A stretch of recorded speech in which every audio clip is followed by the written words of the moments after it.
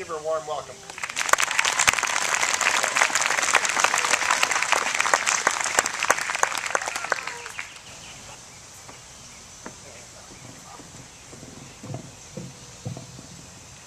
Good morning.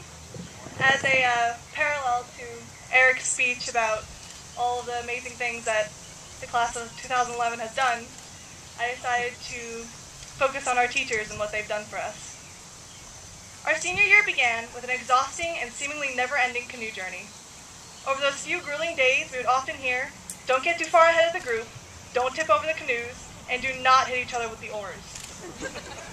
Sometimes we listened, and other times we didn't, causing the occasional senior to take an unexpected dip into the river. Whether it was from the lack of energy or natural inclination to stay out of the Delaware River, we eventually heeded our teachers' requests. High school is one extended journey filled with these kinds of lessons that we learn and appreciate far after we were told them. As Doane Academy students, we've had the privilege of getting to know our teachers on a personal level more than most students in any other school, public or otherwise.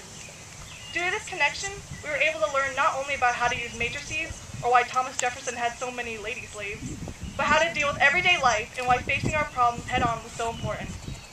Whether it was Dr. Paradise's approach of make a pun and keep smiling, or Miss Mari's way of running around in circles, yet getting all tasks completed, each one of our teachers gave us a useful tool for college and beyond.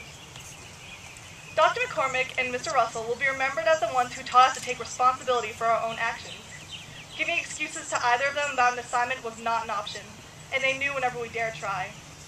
Dr. McCormick would give that "I know what you're up to" look peering over her glasses, while Mr. Russell gave his one eyebrow raise of disbelief. Owning up to our mistakes is a lesson I don't think any of us will forget.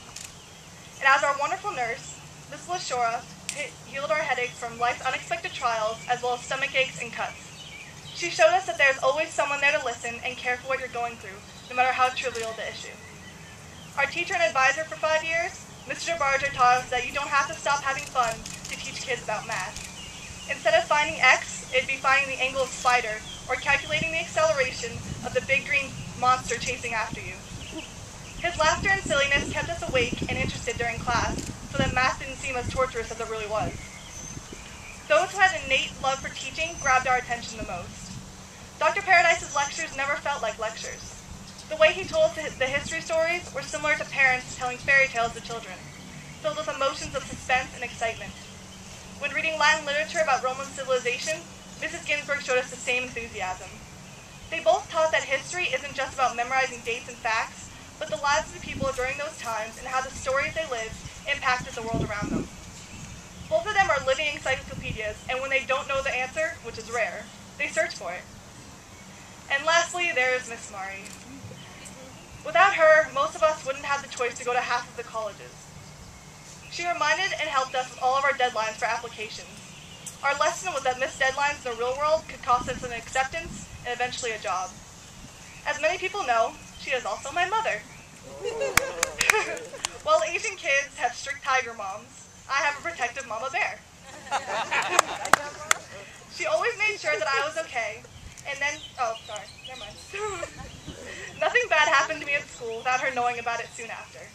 She always made sure that I was okay first, and then stormed off to verbally cut off the head of the person responsible. Between showing me how to fold underwear military style and emphasizing enunciation, she has always been there to show me the right way, and I would not be able to stand up here to speak if it were not for her encouragement.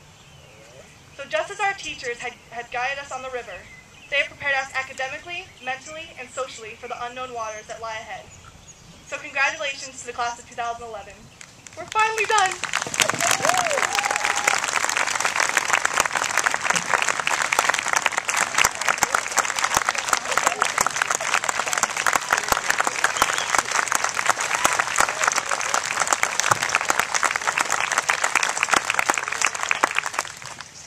Thank you, Stephanie.